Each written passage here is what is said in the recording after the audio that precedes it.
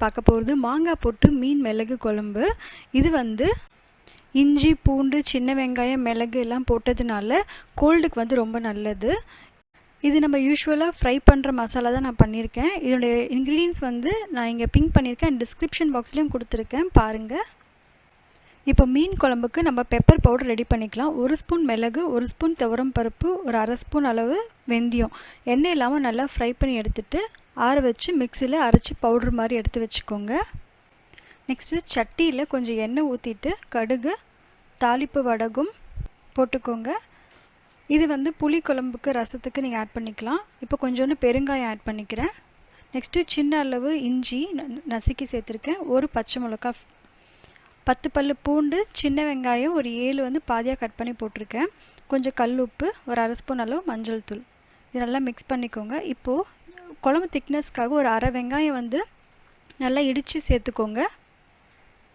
இதை வந்து நல்லா மிக்ஸ் பண்ணிக்கோங்க. இப்போது ஒரு எலுமிச்சை சைஸ் அளவு புளி தண்ணி கரைச்சி வச்சுருக்கேன், ஒரு தக்காளி, இது ரெண்டுத்தையும் ஆட் பண்ணி தக்காளி ஜூஸ் வந்து அந்த புளி தண்ணியில் நல்லா கரைச்சிக்கோங்க.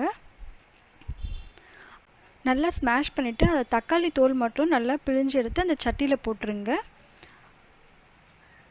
எல்லாமே போட்டதுக்கப்புறம் நல்லா சாட்டே பண்ணிவிடுங்க. இப்போது 1 ஸ்பூன் அளவு வெறும் மிளகாத்தூள், 3 ஸ்பூன் அளவு வந்து வீட்டு மிளகாத்தூள் சேர்த்துருக்கேன். சேர்த்துட்டு நல்லா மிக்ஸ் பண்ணிக்கோங்க அந்த பச்சை வாசனை போகிற வரைக்கும். இப்போ அந்த புளி தண்ணியை ஊற்றிடுங்க. இப்போ இந்த தண்ணி வந்து நல்லா கொதிக்கணும். இந்த மாதிரி கொதித்ததுக்கப்புறமா கருவேப்பிலை வந்து நம்ம சேர்த்துக்கலாம்.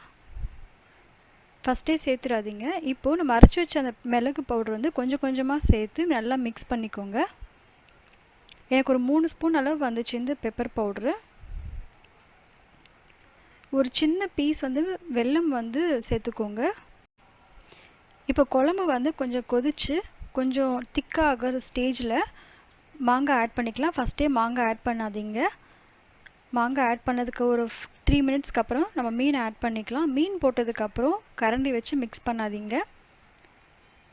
இந்த மாதிரி ஜஸ்ட் ஒரு ஷேக் மட்டும் பண்ணிவிடுங்க போதும்.